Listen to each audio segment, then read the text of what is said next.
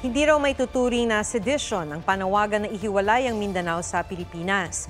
Sinabi yan ni Representative Pantaleon Alvarez na kasama ni dating Pangulong Rodrigo Duterte na nagsusulong ng pagkalas ng Mindanao. Sa panayam ng Super Radyo DZBB kay Alvarez, base sa definisyon ng sedisyon, kailangan daw ng tumultuous affair o magulong paggamit ng puwersa, pananakot o anumang iligal para maituring itong krimen.